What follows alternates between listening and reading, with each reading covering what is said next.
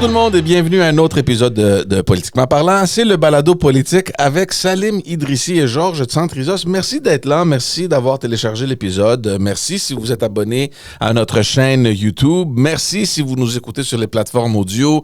Merci si vous nous suivez sur sur tous les réseaux sociaux. Merci. Vous partagez, vous commentez, vous faites toutes ces belles choses-là qui nous aident énormément. On l'apprécie. Et bienvenue. Salim, comment ça va? Hey, ça va. Écoute, il fait beau, il fait chaud. Yes. On aime ça. Puis toute la fin de semaine, on est en train de se préparer pour avoir une belle fin de semaine. Puis quoi? Il pleut. Il va pleuvoir. Ça fait genre, c'est la 3e fin de semaine de suite qu'il va pleuvoir alors que pendant la semaine, il fait super beau. Ouais. Mais bon, c'est comme ça. Ça, c'était mon petit clin de météo pour notre ami Gabriel qui nous écoute et qui est toujours amusé du fait que je fasse la météo. Là, les choses se sont calmées. Salim, j'ai l'impression que, tu sais, sans le hockey, il n'y a plus grand-chose qui se passe. Non, là, c'est rendu les terrains de golf. Ils se sont rasés, ils ont coupé leurs cheveux. On est prêts. Regarde, c'était pas la coupe Stanley, mais c'était la coupe de cheveux. On va non, mais sérieusement, c'était beau. Ben oui. C'était beau, là. Ben oui. C'est une belle équipe. C'est aussi une jeune équipe, je pense. Exact. Je pense que j'avais entendu que c'était la plus jeune équipe des séries cette année, là. Ah oui, OK. Et donc, tu sais, c'est sûr qu'ils vont gagner en maturité, gagner en expérience. Et je pense que... chaque année, on se le dit. L'année prochaine, ça sera la bonne, tu sais.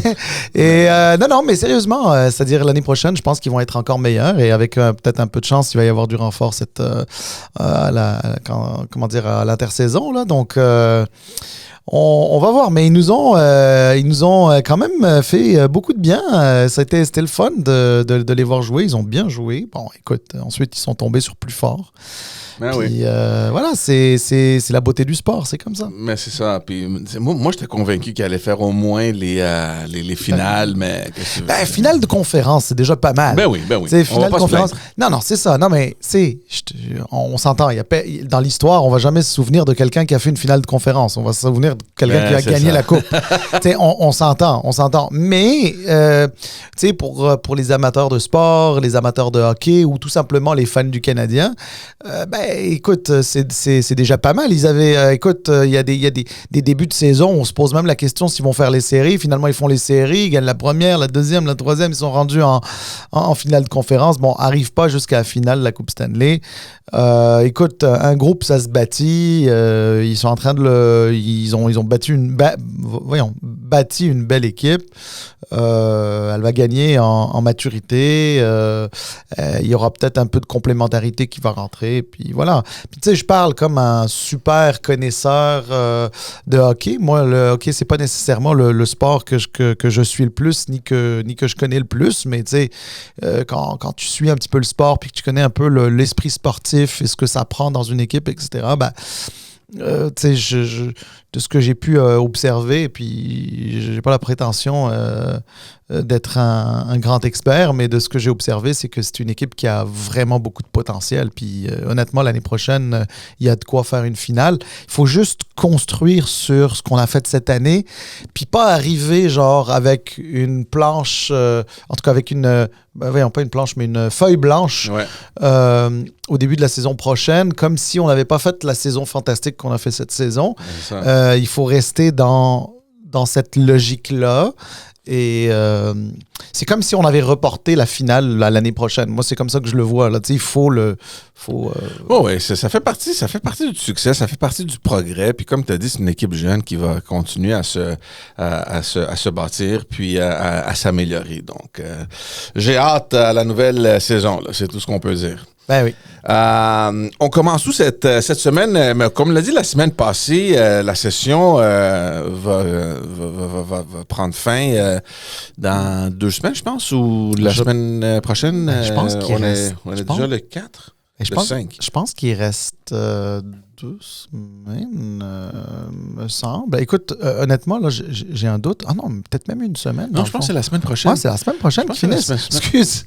Excuse, cette semaine, là, j'étais tellement dans mon travail. Mais c'est la session intensive, c'est-à-dire qu'ils siègent les lundis, les vendredis pour 2 semaines et on essaie d'accélérer un peu les nombreux projets de loi. Je ne sais pas s'ils vont y arriver. J'ai lu hier, il y a comme 18 projets de loi qui veullen faire passer. Écoute, on peut pas. On l'a dit sur ce balado-là lorsque Mme Fréchette a pris les fonctions de première ministre et puis qu'elle a annoncé le retour au Parlement, etc. Là, tu te souviens, on avait dit que là, ils ont rappelé beaucoup de projets de loi qui étaient morts au feuilleton après la prorogation.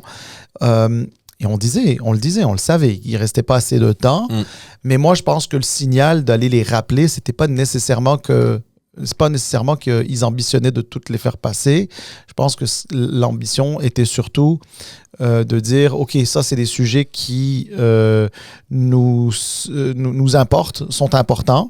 On ne les aura pas adoptés dans cette législature parce que les partis d'opposition ont retardé le processus, mais ça revient dans notre plateforme électorale pour qu'on se fasse réélire comme gouvernement et que nous revenions avec ces bonnes idées-là.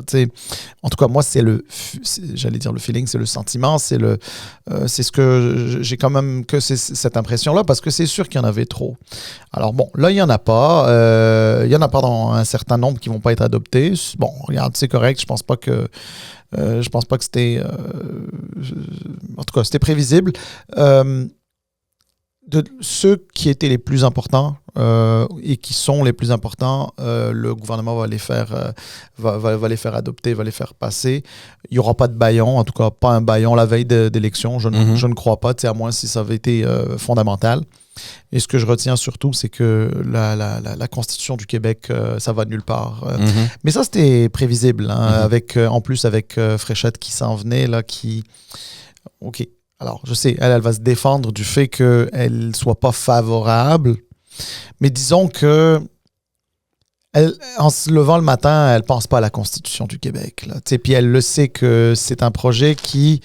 peut-être que Simon Jolin Barrette y a mis vraiment beaucoup à la fois d'efforts et il y croyait, puis il le voulait, puis pour lui, c'était comme un peu la cerise sur le sundae de toutes ses réalisations depuis 8 ans qu'il est ministre. Mais selon toute vraisemblance, ça ne va pas arriver. Puis, pour être honnête aussi, d'un point de vue purement personnel, je trouve que ce n'est pas une si mauvaise chose. Non pas que le Québec ne se dote pas d'une constitution, parce que je pense que ce serait bien, et le cadre canadien aussi le permet. Mais je crois qu'une constitution, ça doit chercher un consensus bien plus large qu'elle ne fait actuellement. Non, c'est vrai. Puis en même temps, Salim, il faut être honnête. Puis moi, je ne reproche pas quelque chose de spécifique à M. Simon Jolin Barrette, parce que je trouve que parmi les ministres là, du gouvernement caquiste, il était un des très bons ministres, je trouve. Il y a eu des bons projets de loi. Mais lui, on va se dire la vérité... Il y a eu 2 campagnes électorales de la CAQ. Nulle part est-ce qu'on nous a dit qu'on va vous présenter un projet pour une constitution québécoise. Pas en 2018, pas en 2022. C'était pas dans leur plateforme électorale. Donc, c'est quelque chose qui est venu comme ça. C'est des choses en passant qui arrivent. Hein? Sauf que tu peux pas faire passer ça comme... dans une session je trouve que c'est un projet beaucoup plus important que de dire voyons, voici un projet de loi, on va passer à une constitution. Il a été beaucoup critiqué parce que il n'y a pas eu assez de consultation. Quand même, c'est un projet de loi de société, ça. Quand tu parles de la Constitution du Québec, tu peux pas juste, je sais pas, à un moment donné, il a fait une conférence de presse, puis il s'est expliqué comment les consultations ont eu lieu, mais franchement, c'était pas des vraies consultations. Les gens n'ont pas été consultés. La société québécoise n'a pas été pleinement informée. Puis, comme tu dis, Élection du nouvel chef du parti, elle rentre. Tu peux pas forcer ce projet de loi-là à quelques semaines de la fin de la session parlementaire. En plus, lors d'une année électorale. On peut pas voter pour un projet de loi, puis je sais pas, parce qu'il y avait des soupçons qu'ils allaient faire passer ça sous bâillon. Pire encore, là, tu comprends, si j'aurais fait ça, mais on s'en va vers une élection, tu comprends? Peut-être, si c'est un projet que la CAQ souhaite mener de l'avant, présentez-le dans votre plateforme électorale. Les gens vont... on s'en va en élection, puis on verra si ça va passer. Puis si vous êtes réélu, ben là, vous l'avez mentionné clairement, c'était dans vos objectifs comme gouvernement prochain.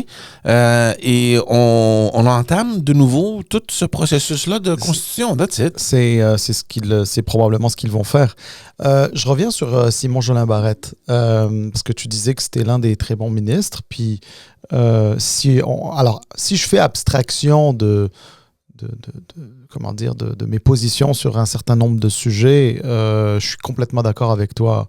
Simon Jolin Barrette a été l'un des piliers, l'un des principaux piliers du gouvernement Legault, de cette troisième voie que personne n'avait vu venir il y a quelques années avant que, bien sûr, il ne se fasse élire au gouvernement en 2018. Simon Jolin Barrette est arrivé en politique en 2014. Il a fait un mandat dans l'opposition. Il a appris, il est habile, il est agile, il est politique. Il a des qualités exceptionnelles. Puis sincèrement, moi, je trouve son parcours politique très beau. T'sais. Ensuite, voilà, tu le sais, Georges, moi, je suis de philosophie libérale. Je parle pas PLQ, là. Je te parle, je suis de philosophie libérale. Et je pense que le Québec, d'une manière générale, est de philosophie libérale parce que c'est une démocratie libérale. Même si en ce moment, disons que le côté libéral du Québec est en train de s'effriter, là, mais comment je vais dire ça? Tu comprends que moi, il y a des projets de loi qu'il a menés, puis c'est des projets de loi majeurs qui ont fait sa marque. Ben, je suis en désaccord profond, notamment sur la loi 21. Encore une fois, je le dis, je pense que si je ne l'ai pas dit 2000 fois sur ce podcast, c'est que je ne l'ai jamais dit, mais je suis d'accord avec Simon Jolin Barrette sur les objectifs de renforcer la laïcité et de protéger les institutions de toute forme d'influence religieuse, etc. Mais moi, je trouve que c'est le moyen, avec la loi 21 de Simon Jolin Barrette, avec lequel je ne suis pas d'accord, c'est les moyens. Moi, je trouve que c'est non seulement inefficace, mais discriminatoire. Et donc, si c'est pas efficace et en plus discriminatoire, c'est que pour moi, c'est une mauvaise loi. Donc, tu sais, c'est le genre de loi là, que si j'appelle à modifier, pas à annuler. Il y a des choses intéressantes là-dedans, là, mais voilà. Bref, ça, je l'ai dit parce que je trouve que c'est important de le dire dans le cadre où on commente sur Simon Jolin Barrette. Maintenant, écoute, lui, Simon Jolin Barrette, avec la CAQ, avec M. Legault, particulièrement avec les responsabilités que M. Legault lui a données dès lors qu'il est des ministres de l'immigration. Puis je crois même qu'à un moment donné, il était même ministre de la langue. Leader en chambre. Il était responsable de relations, je pense, intergouvernementales. Mais il y avait toutes les responsabilités, ce gars-là. Oui, puis ensuite, ministre de la Justice et ministre de la Justice où dans un contexte où il y avait beaucoup de lois dites identitaires et de choses de ce genre-là. Donc, aussi pour articuler ça d'un point de vue juridique et de le défendre d'un point de vue juridique, puis la préparation de la contestation de la loi 21 en Cour suprême au niveau du gouvernement du Québec, etc. Ben, il était là. Donc, c'est un nationaliste, très nationaliste, et donc c'est sa carte de visite. Et on dirait que avec des sondages plutôt favorables au Parti québécois, qui veut en plus organiser un référendum, etc. Je crois, je peux me tromper, ou peut-être que je me trompe pas totalement, ou c'est peut-être juste un petit élément de toute la vérité, mais en tout cas, je m'essaye.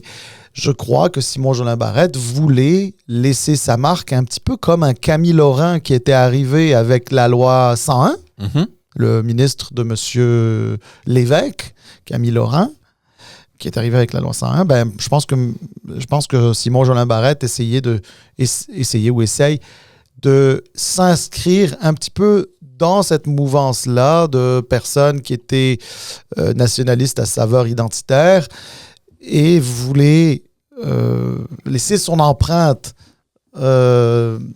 Puis je le comprends. Tu sais, encore une fois, je suis pas obligé d'être d'accord avec lui, mais je peux apprécier la démarche et je peux apprécier la volonté et la sincérité de son action. Ça, on sait toujours pas s'il se représente. Hein? Simon Jolette, ou je l'ai manqué. Est-ce qu'il a confirmé si oui ou non il se représente?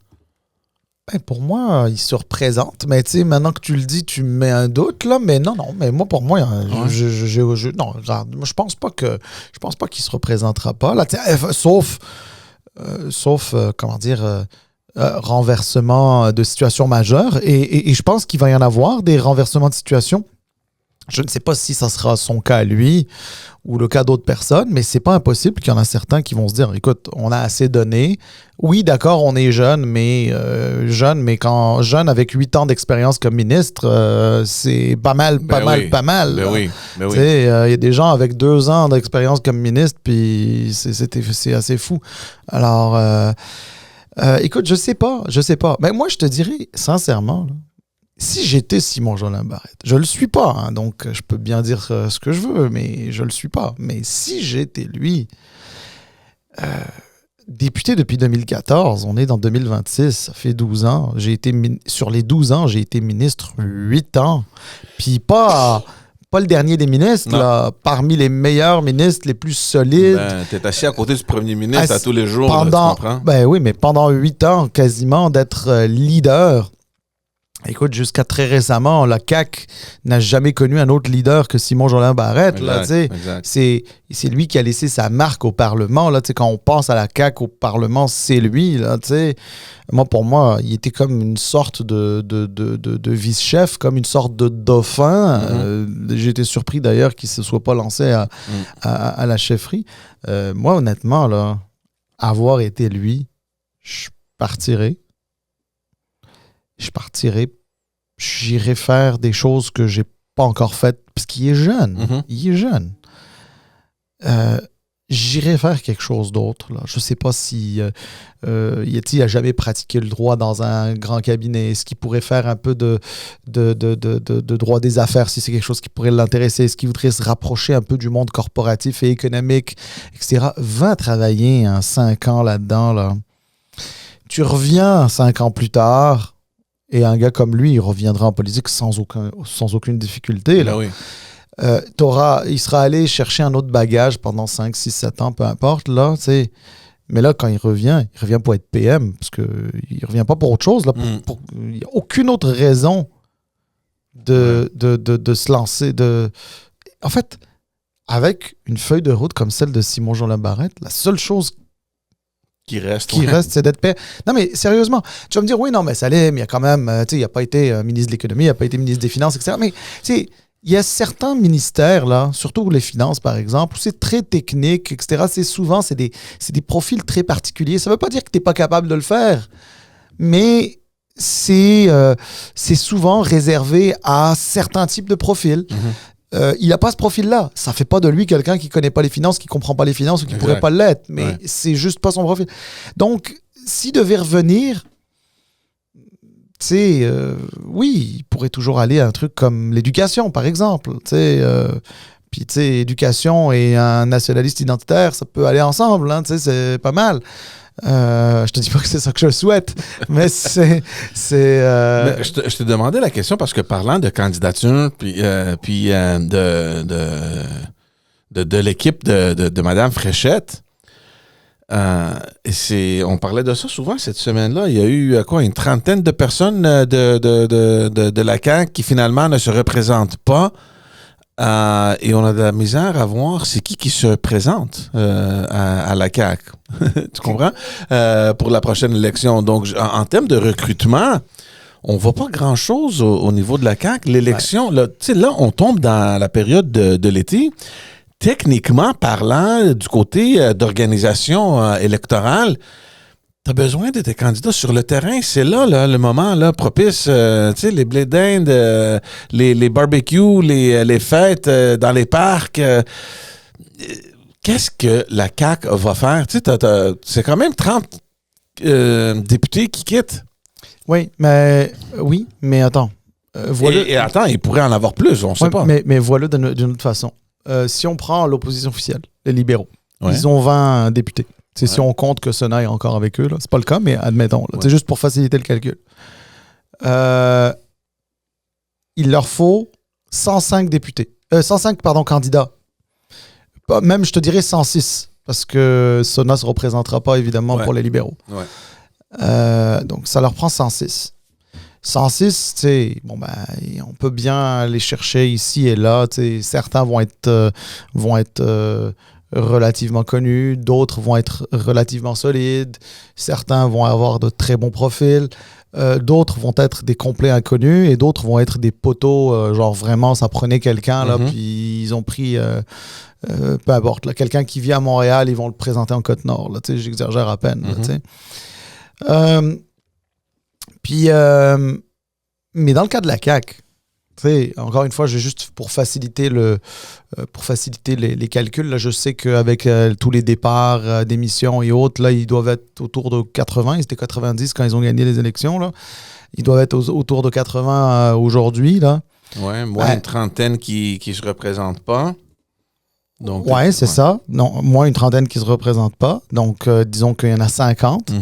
Ils en ont déjà 50 sur 125. Donc, ça veut dire qu'il leur reste 75. C'est quand même 31 de moins que les libéraux. Là, Puis, juste te dire, parmi ceux-là, il y en a qui vont se présenter dans des circonscriptions que la CAQ sait d'avance vont pas remporter. Ils les avaient déjà pas en 2022 à leur prime, alors encore moins aujourd'hui, là, tu comprends? Donc finalement, disons que... Puis ils sont aussi conscients que quand ils ont fait élire 90 députés, c'était assez exceptionnel, que c'est pas une norme que de faire élire 90 députés. Donc, tu sais, s'ils en ont 50 en ce moment, là, qui vont se représenter, tu sais, grosso modo, disons que techniquement, là, c'est 20-25 candidats là, qu'il faut aller chercher, là, tu sais, pour eux, là, concrètement, là, pour des candidats pour être compétitifs, tu sais. Les autres, c'est beaucoup plus. Donc, alors, je suis d'accord avec toi, mais oublie pas, la CAQ, c'est un jeune parti. Je comprends. Moi, le point que j'essaie de faire, Salim, c'est qu'au moins, on voit du mouvement dans les autres partis, puis je reconnais qu'ils ont beaucoup plus à aller recruter les autres partis. C'est logique. Quand la CAQ, comme tu as dit, s'est fait élire avec 90 députés, ben oui, c'est du chemin à faire pour les autres partis de les rejoindre, je comprends, mais au moins, on a des annonces là, du PQ pratiquement toutes les semaines. Il y a des candidats qui annoncent. Même chose pour le Parti libéral du Québec. Québec solidaire, eux, il y aura toujours un défi, selon moi, là, à l'extérieur de Montréal. Et même le Parti conservateur, on n'en entend pas beaucoup. Là, peut-être qu'ils vont se concentrer sur la région de Québec, je ne sais pas. Est-ce qu'ils vont réussir d'avoir 125 députés, M. Duhem? On ne le sait pas. Mais, tu sais, pour moi, le Parti conservateur et Québec solidaire... peut-être c'est justifié que, bon, on n'aura pas 125, de toute manière, t'as pas cette présence-là, t'as pas cet appui-là dans toutes les régions. Mais pour ce qui est du Parti québécois et du Parti libéral, oui, ils ont des chances et ils font quelque chose. On voit, il y a du mouvement, là, tu sais. La CAQ, cependant, je sais pas, j'ai comme l'impression que t'sais, on abandonne un peu. Je parle pour rien dire, là, parce que on a encore techniquement du temps. Mais moi, regardant ça du côté plus d'organisation, puis un peu plus de cet aspect plus technique, là, du côté des campagnes, le seul message qui revient, c'est que peut-être qu'il n'y a pas grand monde qui cogne à la porte là, pour se présenter à la CAQ. Donc là, c'est un effort additionnel pour le parti d'aller recruter, de convaincre les gens. Bon, là, comme on le dit depuis plusieurs épisodes maintenant, ça a l'air d'aller quand même mieux. Il y a des bonnes nouvelles. On va en parler justement des investissements du Canada. Puis, tu sais, il y a un mouvement, une fraîcheur là, qui est rentrée avec la nouvelle première ministre. Mais est-ce que ça va être assez pour littéralement renverser cette chute de la CAQ qu'on observait pendant peut-être 2 ans maintenant, là, tu sais. Puis encore, moi, je te parle comme quelqu'un qui a quand même l'expérience en organisation. L'été arrive, tu dois être prêt. Tu dois être sur le terrain. Ben, regarde, on va pas se le cacher. Quand t'as été au gouvernement aussi longtemps que 2 mandats, et 2 mandats, c'est long, là. Surtout quand tu sais qu'il y a eu une pandémie, donc on a l'impression que ça a été encore plus long. C'est sûr qu'il y a une certaine fatigue de l'électorat, puis ça se voit dans les sondages. Puis même avec l'arrivée de Mme Fréchette, où ça donnait un petit coup de fraîcheur dans les sondages, ça n'a pas été non plus une montée fulgurante dans les sondages. C'est certain qu'il y a des personnes qui voient des sondages comme ça, puis si on les approche pour se présenter pour la CAQ, ça se peut qu'ils disent « Ouais, ben c'est gentil d'avoir pensé à moi, mais non merci, je me vois pas d'aller en politique. » En réalité, c'est « Ouais, ça aurait été le fun que j'aille en politique, mais tu sais, la CAQ en ce moment, là, pas nécessairement le meilleur véhicule. » Tu sais, c'est ça. Alors, non, ça doit être très difficile de recruter, ça, c'est sûr. Mais c'est comme les libéraux en 2018, là. Écoute, moi, je me souviens, les libéraux ont tout fait, là, pour trouver... Non, en 2022. En 2022, c'était pire encore. Oui, mais 2020, oui, mais c'est ça. Mais 2022, le parti était inexistant quasiment, là, tu sais. C'était calamiteux, là. Il était même pas prêt, le parti, à faire des élections. C'est déjà pas mal qu'ils aient fait élire 21, parce que, sérieusement, ça... Anyway. Non, mais ce que j'essaie de dire, c'est qu'en 2018, les libéraux qui étaient dans la même situation que Couillard, en fait, Couillard était dans la même situation que la CAQ en ce moment. Legault n'est plus là, mais tu comprends ce que je veux dire? C'est-à-dire un parti sortant, un parti qui était au gouvernement qui s'en va, qui cherche à se faire réélire. Philippe Couillard avait beaucoup de misère à recruter. Là, les recrutements n'étaient pas exceptionnels. Là, c'était pas comme 2014 où il y avait eu de belles prises, mais 2018, honnêtement, oui, il y avait quelques-uns qui n'étaient pas pires, mais, mais vraiment, c'est pas facile. Là, surtout quand t'as la vieille garde qui se dit, ben regarde, j'ai donné, je quitte, puis c'est normal. Sauf que la perception que ça donne, c'est qu'on quitte le navire. Non, c'est ça, exactement. Ouais. Mais alors ça, c'est le cas. Puis aussi, ensuite, pour la CAQ, là, ce qui est problématique, c'est pas juste les sondages qui ne les donnent pas gagnants. C'est des sondages qui, dans le fond, disent qu'aucune circonscription n'est garantie à la CAQ, là, aucune. Donc là, tu te poses la question, tu te dis, ben voyons, regarde, j'ai un beau profil, etc. Là, je pourrais quitter ma job, je pourrais aller en politique. La CAQ, ça m'intéresse. Puis là, tu te dis, OK, où est-ce que je me présente? Puis là, tu regardes, tu te dis, Terrebonne, c'était très fort, par exemple. Ben non, là, tu sais, c'est le PQ qui est très fort, là. On avait gagné la porte aux yeux et à la barbe des libéraux. Ben finalement... moins de chance cette fois-ci. Tu sais... Hey, je me présente-tu à la Prairie? Moi, la Prairie, ça a l'air d'être un bon comté. Ah, mais attention, les libéraux, ils pourraient être de nouveau compétitifs dans ce comté-là. Tu sais, là, à Laval, tu te dis, ben là, à Laval, on est 3 caquistes. Tu sais, il y en a une qui ne se représente pas, d'ailleurs, je crois, Mme Abou-Khalil. Ouais, tu sais, ça serait le fun d'aller dans un comté caquiste. Oups! Ouais, mais là, Laval, ça risque d'être un raz-de-marée libéral aux prochaines élections, là. Et, tu sais, je veux dire, c'est pas facile, là, le recrutement pour Mme Fréchette. Et sincèrement, moi, je pense que je crois, je peux me tromper, je ne suis pas dans le secret des dieux, mais je crois que Mme Fréchette, son objectif, c'était d'arriver déjà à la Saint-Jean, donc au 24 juin, en ayant le maximum de visibilité, en ayant fait le maximum possible à l'Assemblée nationale, en faisant et en procédant à toutes les annonces, avec bien sûr un 1er juillet qui va être difficile parce que 1er juillet, depuis quelques années, c'est difficile à cause de la crise du logement. Mm-hmm. Il y a des gens qui quittent des logements, ils ne sont pas capables de s'en retrouver d'autres. Puis ça fait très, très, très, très mal. Et c'est jamais très bon pour un gouvernement, même si le gouvernement n'est pas techniquement celui qui les laisse dehors. Mais tu sais, c'est une réalité qui doit faire face à chaque année. Et par la suite, il y a l'entrée scolaire. Et l'entrée scolaire aussi, c'est un autre. Oui, bien sûr, la rentrée scolaire. Mais là, je pense Mme Fréchette va compter sur une ministre dédiée juste à ça, qui ne fera pas campagne. C'est Mme Lebel, qui est ministre de l'Éducation. Donc, voilà, donc c'est un petit peu ça. En tout cas, moi, je ne fais pas de gros reproches à Mme Fréchette pour son recrutement. Elle n'a pas nécessairement beaucoup le choix. Tu sais, l'année passée, là, Carney, quand il est arrivé puis qui a pris la place de Justin Trudeau dans des circonstances encore plus difficiles que celles de Mme Fréchette aujourd'hui, M. Carney, là, tu sais... oui, bon, d'accord, il y a des gens qui se sont présentés pour lui parce qu'il y avait eu une embellie dans les sondages. Mais si ces sondages avaient été toujours moyens, là, penses-tu que l'ancien maire de Vancouver se serait présenté? Penses-tu qu'un Carlos Letao se serait présenté, qui n'est pas ministre, mais juste le fait d'être député, là, et j'en passe, là, il y en a d'autres aussi. Il y a du monde là, qui se sont présentés pour M. Carney sans être sûr qu'il allait gagner parce qu'ils ne s'attendaient pas à ce qu'il ait une quasi-majorité l'année passée aux élections du 28 avril 2025. Donc voilà.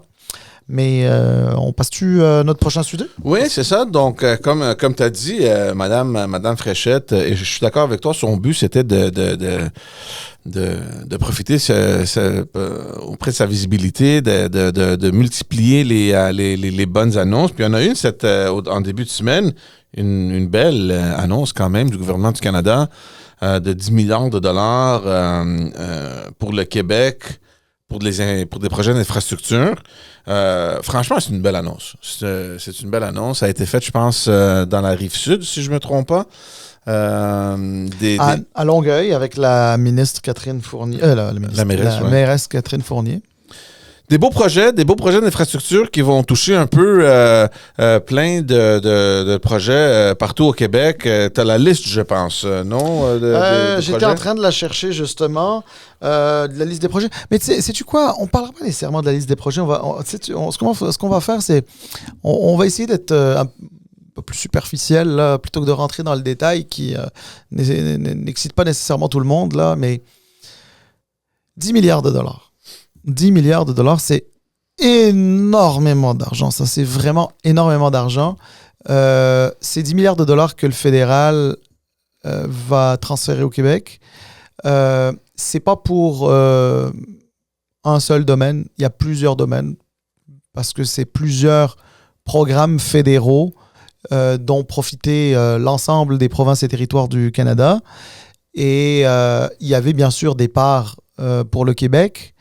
Et ça traînait, parce que toutes les autres provinces, ou presque, et territoires, avaient obtenu leur part. Mais là, tu sais, quand je dis ça, il y a du monde qui vont nous écouter. Mais oui, le fédéral, il ne veut pas donner au Québec, ou il complique toujours les choses avec le Québec. Non, c'est pas vrai. Bon, ensuite, c'est une dynamique fédérale, provinciale particulière entre le fédéral et le Québec. Peu importe qui est au pouvoir, c'est toujours un petit peu plus compliqué. C'est correct. Le gouvernement du Québec n'a pas tort d'arriver avec ses demandes. Et le gouvernement fédéral n'a pas tort non plus de s'assurer que les objectifs de son programme sont visés aussi par le Québec, parce que le gouvernement fédéral, même quand il transfère vers les provinces, c'est pas juste dis-moi cette année là, combien d'argent qu'il te faut? Il te faut quoi? 12 milliards? Ok, je te fais un chèque. Regarde, tu me diras s'il te manque quelque chose. Non, c'est pas comme ça que ça se passe. Le gouvernement fédéral, c'est un gouvernement.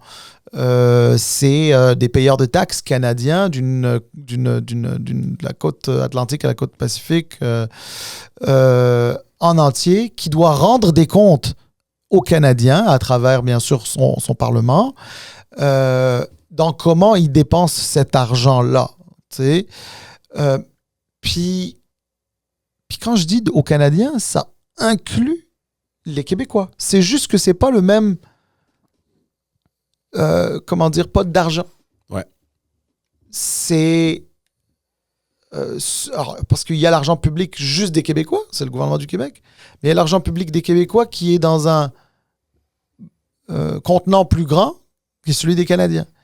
Puis les Québécois s'attendent à ce que le fédéral gère bien cet argent-là aussi. Parce que quand le fédéral s'endette, il endette les Québécois aussi. Ben oui. Donc ils doivent bien le faire. Puis ils aimeraient bien ça aussi, que cet argent-là soit bien utilisé. Bien utilisé, ça veut dire quoi? Ça veut dire que tu as des ministères qui créent des programmes selon des études, selon des données, selon des statistiques.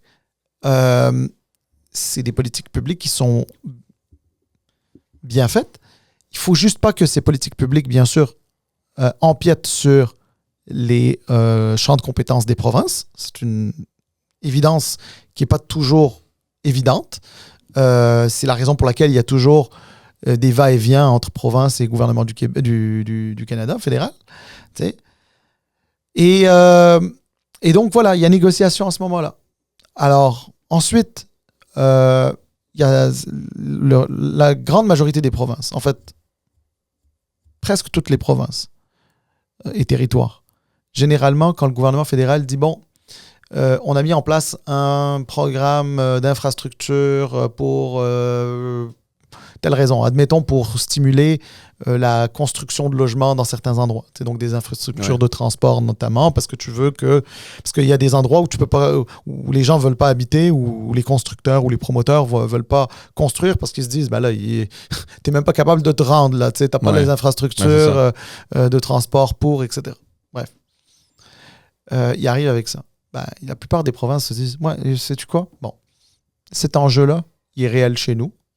C'est pour ça que le gouvernement fédéral veut réserver l'argent. OK, pas de problème. On signe l'entente. Le gouvernement fédéral leur dit, vous vous engagez, lorsque vous recevez cet argent, à l'utiliser pour les infrastructures de transport qui vont venir stimuler, admettons, la création de logements. Ben, les provinces signent direct. Au Québec, c'est plus compliqué parce que le Québec ne veut pas se faire dire quoi faire avec l'argent. Mais non, mais je le comprends aussi. Hein, c'est pas une critique, mais je suis en train d'expliquer là où ça peut être compliqué. Le gouvernement fédéral dit, oui, mais c'est une réalité aussi chez toi au Québec. Le Québec dit, mais ça te regarde pas si c'est une réalité chez moi ou pas. Ouais. T'as donné de l'argent aux autres provinces, je veux ma part. Puis comme je représente 22-23% de la population, alors je veux 22-23% des fonds consacrés à ce programme. Donc, admettons, si c'est un programme de 1 milliard, ben, il faudrait que 230 millions reviennent au Québec. Donc, c'est presque un quart. Ça, c'est la position du Québec. Et le fédéral qui dit, OK, on peut travailler sur cette base-là, mais si je te donne 230 millions, vas-tu vraiment le faire pour tel truc? Et non, je t'ai dit que non.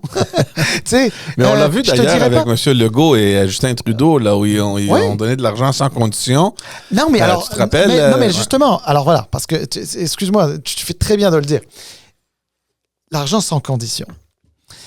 L'argent sans condition du gouvernement fédéral, en réalité, c'est que ça n'existe quasiment pas. Puis là, je vais te dire pourquoi j'ai mis quasiment pas. Parce que oui, ça existe, mais c'est pas une norme. Le sans condition, c'est pas et toi, Québec, je te mets des conditions. Non, d'abord, c'est les mêmes conditions pour toutes les provinces. Puis le gouvernement fédéral,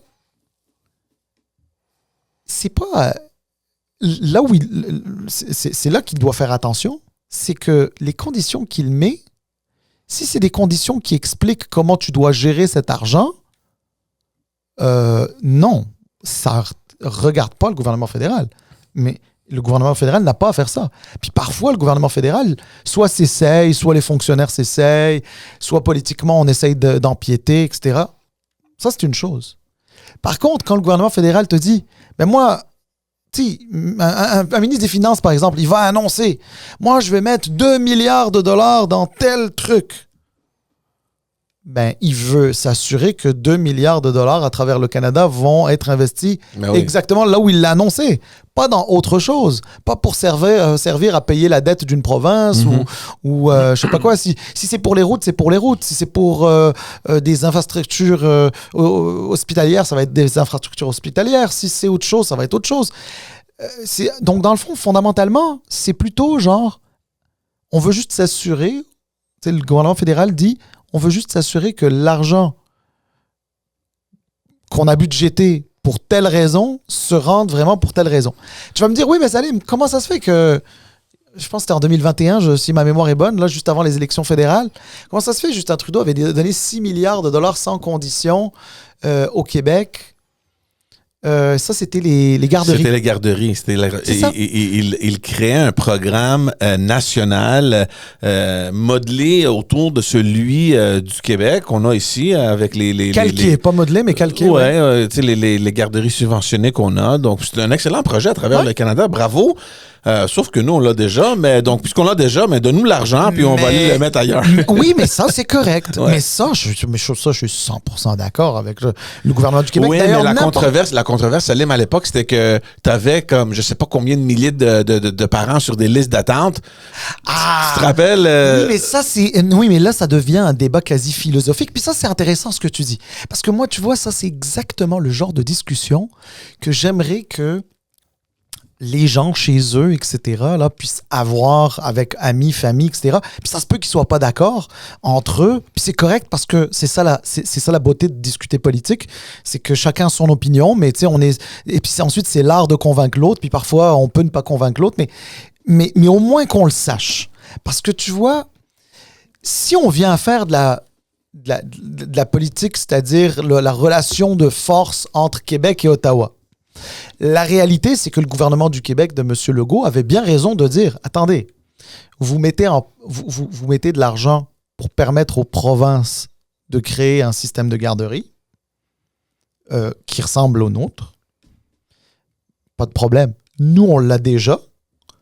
Donc, le montant que nous devions avoir, donnez-le nous, on va faire avec ce qu'on veut. Moi, j'ai pas de problème avec ça, d'un point de vue de la relation Québec-Ottawa. Tu sais, ça, c'est vrai. Mm-hmm. Maintenant, c'est là que philosophiquement, il y a autre chose qui embarque dans la discussion. C'est, d'autres vont te dire, ouais, mais attends un instant, le gouvernement fédéral, il permet au gouvernement du Québec d'en faire plus que ce qu'il a déjà dans les garderies. Fait que pouvez-vous mettre cet argent ou une partie de cet argent dans élargir le réseau de garderies, etc. Puis ça, c'est une question quasiment philosophique. Là, dans le fond, à un moment donné, choisir, c'est renoncer. C'est-à-dire, si tu choisis quelque chose, tu renonces à quelque chose. Donc,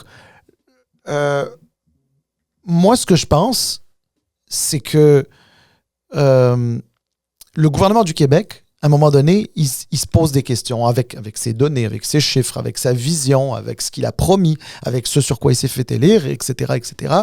Il se dit, OK, est-ce que je suis mieux d'investir plus d'argent en garderie ou est-ce que j'ai déjà suffisamment investi en garderie puis le 6 milliards, il va me servir à d'autres choses qui sont peut-être encore plus pressantes pour les Québécois que d'avoir un système de garderie encore plus large. Regarde, je suis pas là pour donner des réponses. J'ai mes opinions. Mm-hmm. J'ai l'habitude de les partager. Là, c'est pas le problème. Mais ce qui m'intéresse le plus, c'est pas tant d'avoir raison ou que mon opinion soit mise en place. Ce qui m'intéresse le plus, c'est susciter ce débat-là parce que je trouve que ce débat-là est exactement ce que les Québécois... quand je dis les Québécois, pas comme nation, parce que les Québécois comme citoyens, entre eux, devrait avoir, parce que quand on parle de la relation avec Ottawa, on est complètement perdu dans des espèces de discussions de « nous, le Québec, puis il faut qu'on se fasse respecter, puis Ottawa, c'est des méchants, puis des trucs, etc. » OK, on peut-tu juste sortir de ça? Je dis pas qu'il faut pas avoir un rapport de force avec Ottawa qui soit en notre faveur. Oui, c'est le principe d'une fédération. Si on est une fédération, c'est comme ça qu'on tire notre épingle du jeu. Il faut qu'on ait ce rapport de force. Même quand on est fédéraliste, même le fédéraliste que je suis, je pense que oui, ça prend de tordre les bras à Ottawa et de se chicaner avec Ottawa, etc. J'ai pas de problème avec ça. Go for it. Go for it. La seule chose que je dis, c'est à un moment donné, on peut-tu juste aussi faire l'équilibre entre je veux avoir raison et je veux être pragmatique parce que, sais-tu quoi? Moi, il y a du monde que peut-être qu'ils ont besoin de garderie, peut-être qu'ils ont besoin de transport en commun ou peu importe quoi, de logement, parce que ça aussi, c'est un enjeu. Il y a de l'argent qui vient du fédéral. Il y a des gens d'ailleurs qui ont reproché au gouvernement du Québec ça en disant ouais, mais il y a de l'argent qui vient du fédéral en logement. Si vous aviez prévu déjà une part d'argent provincial, puis il y a l'autre part d'argent du fédéral qui arrive ensemble, ça fait plus de logements, etc. Tu sais, il y en a qui disent ça. Je veux dire. Mais cette fois-ci, Salim, ça a l'air que c'est quand même plus spécifique. Là, on éparpille un peu l'argent à travers plusieurs projets qui sont quand même spécifiques. Évidemment, il y a du transport en commun. On parle du tramway, on parle de la ligne bleue à Montréal. Il y a un peu de santé, l'hôpital Charlemagne, l'hôpital Maisonneuve-Rosemont. Il y a un peu de logement à Longueuil. Il y a plein d'autres affaires là, qui ont annoncé. J'en oublie peut-être, là, mais ça fait un peu le tour des enjeux quand même principaux au Québec. Donc, c'est une bonne annonce. Le tramway à Québec, je pense que c'est... pour moi, c'est comme réglé, hein, parce que c'était pas mal juste ça là, qui restait. Là. C'était le financement fédéral. On savait qu'il y avait du financement fédéral. Maintenant, je pense que c'est attaché. Donc, je pense que le maire Marchand doit être sur un nuage là, tu sais. Je pense que maintenant plus que jamais, on peut dire il va y avoir un tramway à Québec. Pas juste à Québec, mais à Montréal aussi, on va finalement voir cette ligne bleue, là, l'extension de cette ligne bleue. Ouais. On parle depuis combien d'années maintenant? Je sais pas, on l'a annoncé 240 millions de fois là. Écoute, chaque gouvernement l'a annoncé 4 fois. C'est ça. C'est comme... mais non, mais sans blague. Tu sais, je sais, on n'est pas rentré trop tôt dans les détails parce que je suis resté sur les principes, mais c'est parce que j'aime ça que les payeurs de taxes qui sont des citoyens au Québec, qui travaillent fort, une partie de leur argent s'en va en taxes et en impôts, etc. Une partie à Ottawa, une partie à Québec. Puis si tu veux... Tu veux au moins la comprendre, la mécanique, et puis cet argent qui retourne de Ottawa vers Québec. Mais tu sais, je vais te donner un truc. En passant, l'entente là, du fédéral avec Québec, c'est genre j'envoie de l'argent, j'envoie 10 milliards d'Ottawa, ça se rend dans les coffres de Québec. Là-dedans, il y a de l'argent pour des municipalités. Mm-hmm. Mais maintenant, combien de temps le gouvernement du Québec va transférer cet argent aux municipalités? À Québec pour le tramway et à Montréal pour les projets dont tu as parlé. Parce que, notamment, mais c'est aussi, on parle aussi de transport, on parle aussi, je pense, de l'achat d'autobus 100% électriques, etc. Enfin bref, il y a tout un...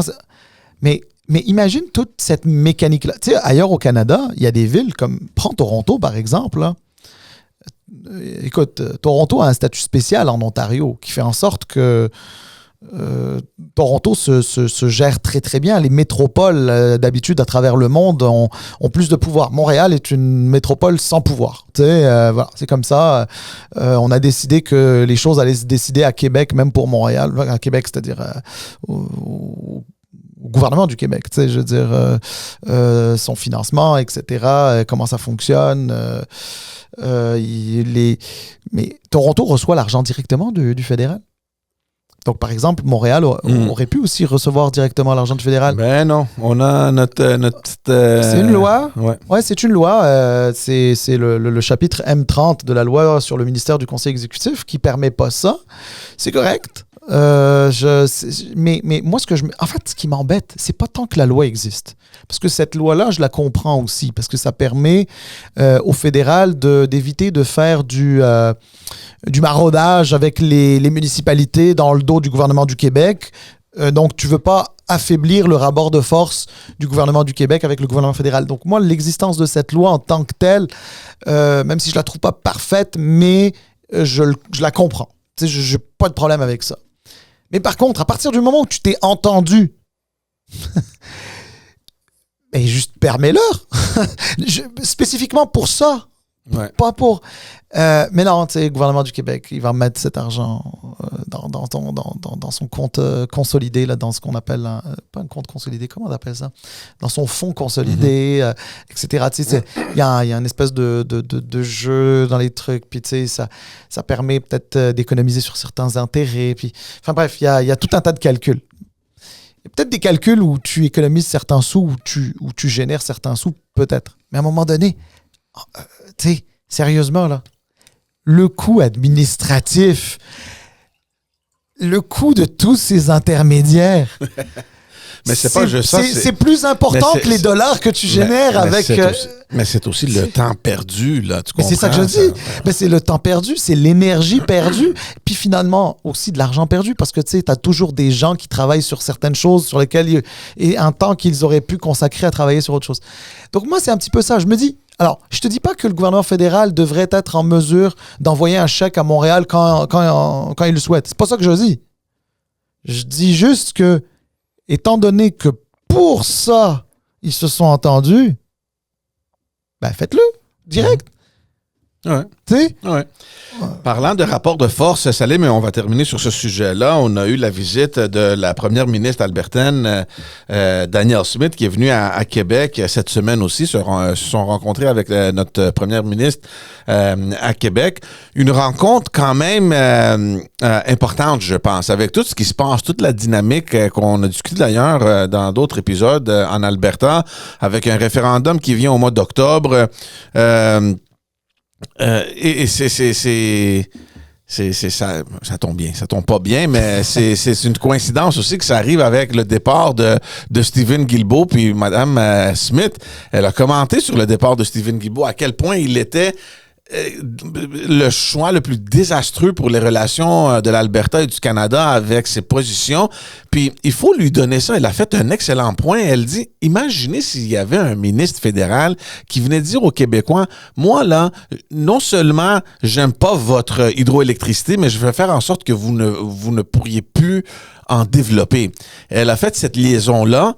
Elle a un bon point, puis on a discuté de ça tellement de fois là avec l'Alberta et toute cette situation-là. Non, je m'excuse. Elle aurait un bon point si tu étais capable de mettre hydroélectricité et hydrocarbures sur le même pied d'égalité. Ouais. Et je m'excuse pour nos amis albertains, et moi, en passant...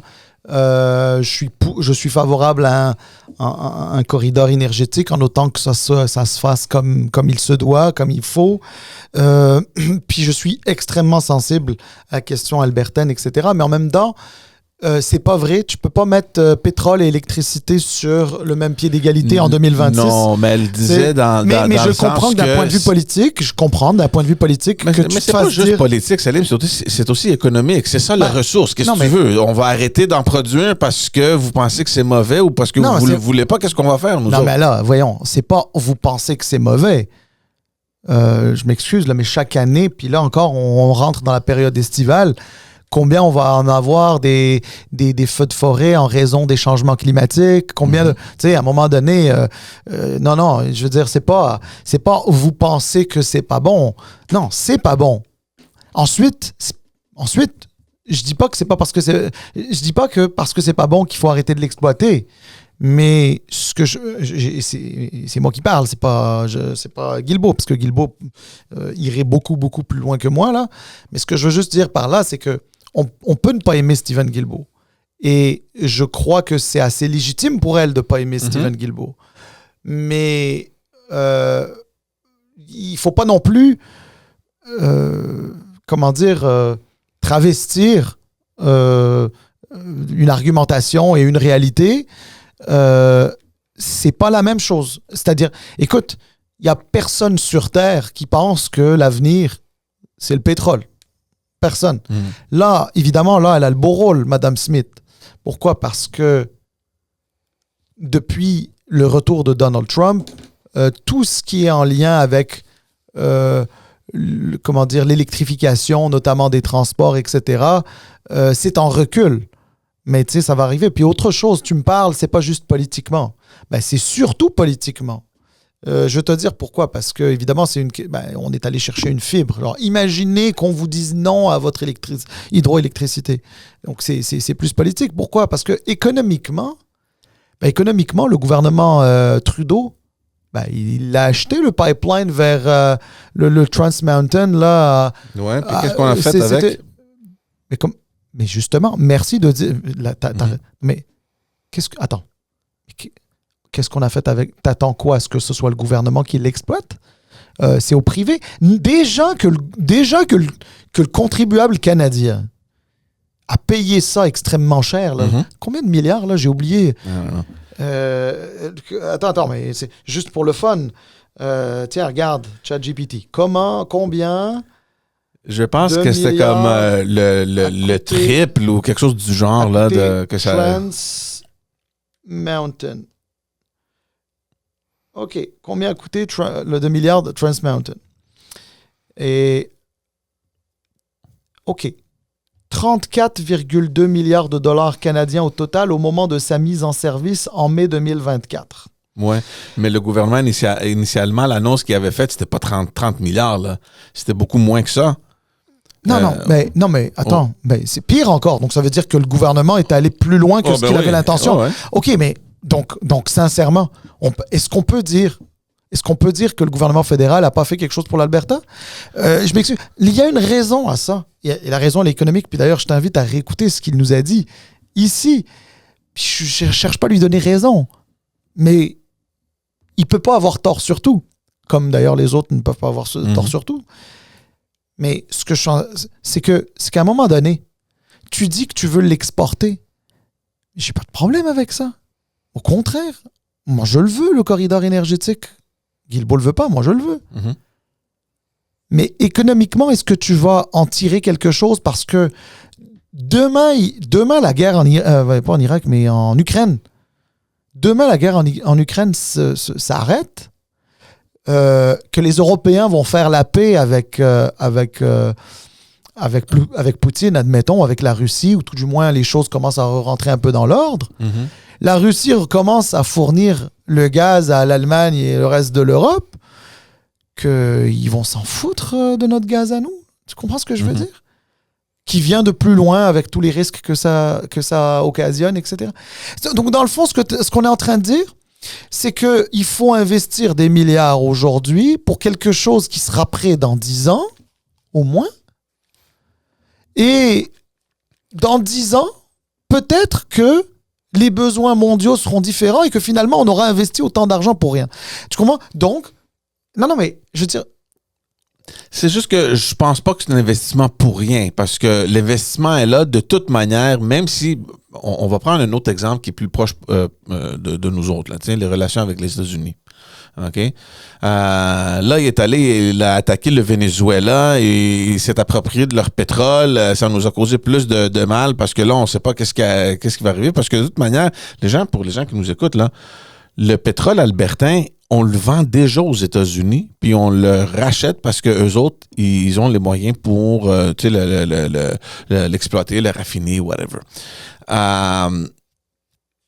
Même si les relations avec les États-Unis s'améliorent, moi, je préfère avoir cette industrie-là au Canada et de pouvoir peut-être l'exporter aux États-Unis au lieu de l'envoyer et de le racheter, transformer. Pourquoi ne pas avoir notre propre industrie, tu comprends? Moi, je ne le vois pas comme un investissement perdu. C'est juste ça que je veux dire. Je suis d'accord avec toi. On ne va pas le comparer à l'hydroélectricité. Là. Ça ne se compare pas. C'est une énergie propre, tu comprends? On n'est même pas sur le même niveau, là. Mais moi, l'idée d'avoir un pipeline qui arrive au Québec, puis je pense que c'est ça qu'ils avaient, une idée qu'ils avaient à Bécomo, je pense, pour la raffiner. Mais ça, moi, je trouve que c'est magnifique, ça. Non, mais enfin, moi je dirais pas que c'est magnifique, mais par contre, parce que comment dire, l'idée même pour moi d'exploiter le pétrole est pas magnifique. Par contre, si elle a du bon sens et qu'elle est nécessaire, puis que c'est important, puis que économiquement c'est important, etc., alors on va le faire parce qu'à un moment donné, c'est une question de pondération de ce que tu mets. Tu peux pas dire, je m'en fous des populations en Alberta qui vivent de ça.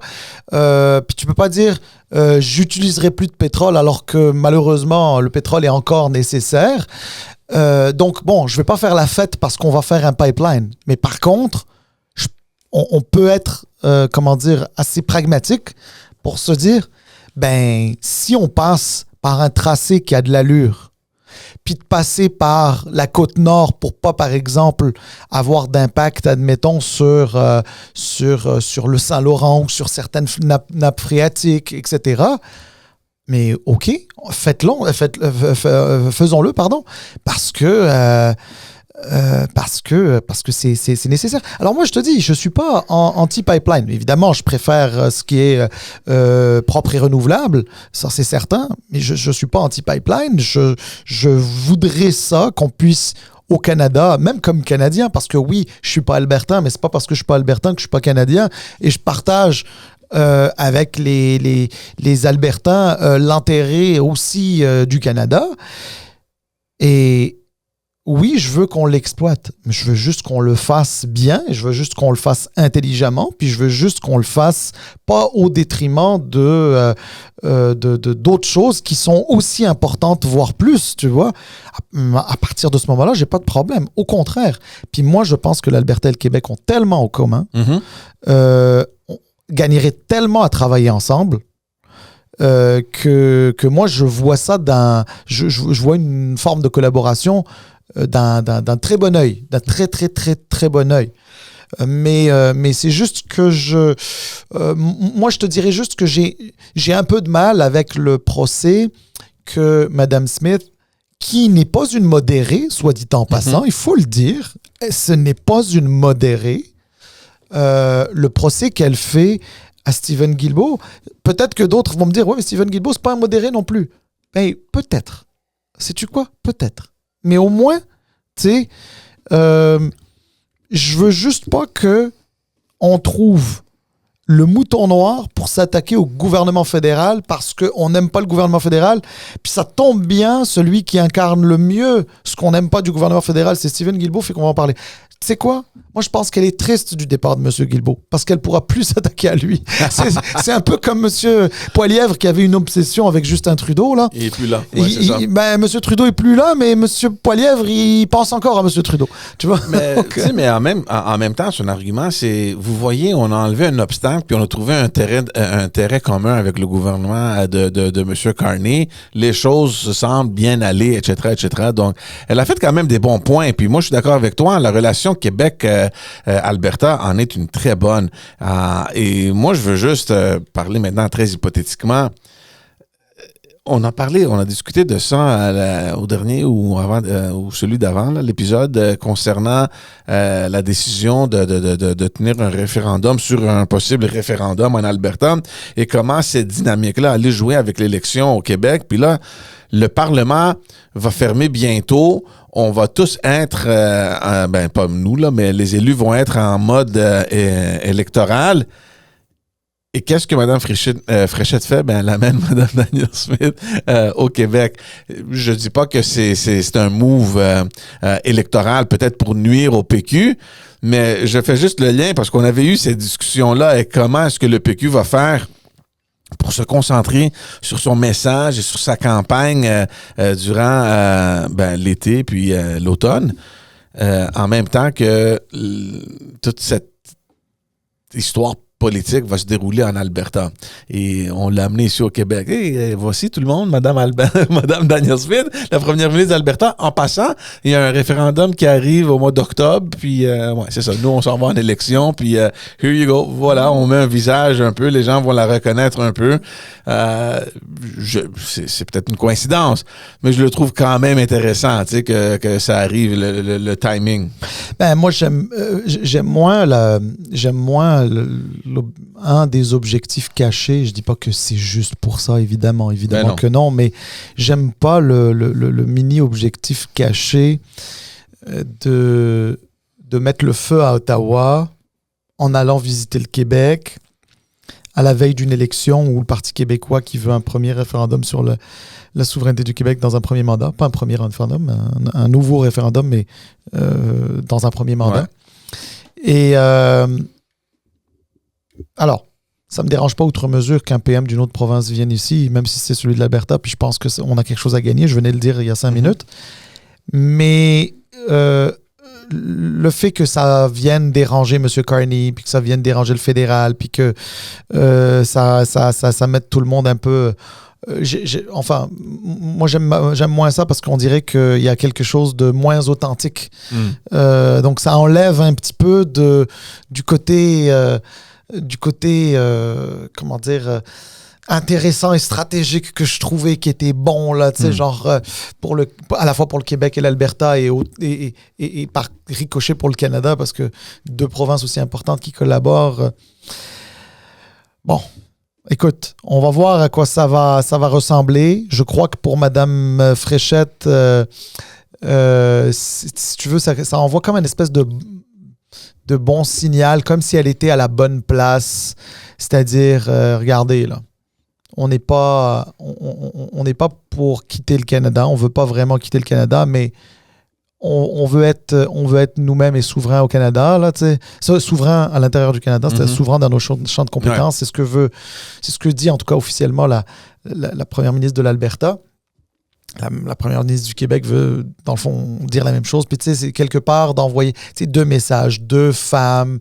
Elle s'associe à une femme forte. Madame Smith, c'est quand même une femme forte. Qui ont un rapport au fédéral qui peut se ressembler, même si c'est pas le même, même si c'est pas pour les mêmes raisons non plus. Donc, bon, écoute, je pense que politiquement, c'est peut-être bon pour Madame Fréchette. Donc voilà, tant mieux. Maintenant, pour le mouvement souverainiste au Québec, faire attention parce que, tu sais, le mouvement souverainiste en Alberta est pas... Alors, il est présent, il n'est pas si fort. Puis, je vais juste te dire une autre affaire. Le mouvement souverainiste en Alberta, c'est moi qui parle. Donc, quand je dis c'est moi qui parle, dans le sens, je ne fais parler personne à ma place, mais moi, je crois que même ceux qui ont envie de séparer le Québec, l'Alberta du Canada, c'est des gens qui voudraient que l'Alberta se joigne aux États-Unis. Pour moi, je pense que c'est cette classe-là. Écoute, tu dis je pense, moi, au fond de moi, je suis absolument convaincu de ça. Regarde, je peux peut-être me tromper, mais il y en a sans doute que c'est pas le cas. Moi, je suis convaincu. Tu sais, je vais te dire une affaire. La beauté du Québec. Alors, moi, je suis pas souverainiste, mais le Québec qui formerait un pays, ce serait déjà plus logique que l'Alberta. Qui formerait un pays. Oui, il y a culturellement, oui, la différence linguistique dans le cas du Québec, etc. Et même la géographie. Toi, as-tu déjà vu un pays qu'on a tracé à la règle, sur une carte, là, une espèce non, mais c'est en plein milieu, là. Une espèce de rectangle, là, tu sais, je veux dire... Alors, la géographie à l'intérieur de l'Alberta, c'est magnifique. Moi, écoute, j'y suis allé, puis j'ai trouvé ça éblouissant. J'adore, puis je suis fier aussi d'être Canadien et que ce soit aussi un peu chez nous là-bas. Un peu, tu sais, je me sens pas chez nous comme bien sûr au Québec, mais tu sais, donc c'est une partie de nous autres aussi là-bas, même si c'est pas un terrain québécois, mais quand même c'est canadien. Tu sais, j'adore ça, c'est beau, mais au-delà de c'est beau là, prenez une carte là, regardez, donne ça à un enfant de 6 ans, il va te dire c'est quoi ce carré là, c'est quoi ce rectangle. c'est que non, mais ça peut pas, honnêtement l'Alberta ça peut pas être un pays. Si c'est pas une province importante du Canada, ils vont vouloir se rattacher aux États-Unis. Regarde, je dis ça aujourd'hui, peut-être que cet enregistrement va le mal vieillir dans 1 an, 2 ans, 3 ans, 10 ans. Mais je l'espère au moins. Je l'espère au moins que c'est pas ça. C'est pas ça qui va arriver, évidemment. Ah, mais moi, je suis anti-séparation. Ouais. Moi, j'aime le Canada comme il est. On peut l'améliorer. Mais moi, je veux pas que l'Alberta parte de la même manière que je veux pas que le Québec, nous autres, on quitte non plus. Par contre, je crois qu'il faut entendre ce que disent les Québécois et il faut entendre ce que disent les Albertains. Les Albertains. Et les deux provinces et la population des deux provinces trouvent que la relation avec le gouvernement fédéral est complexe et compliquée.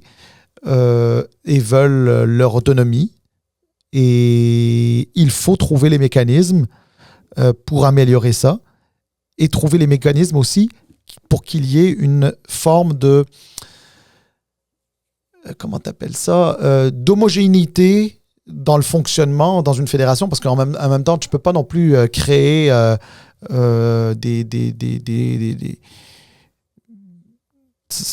comment dire, des fédérations dans l'intérieur des fédérations. Exact, là, il faut quand même qu'il y ait un certain...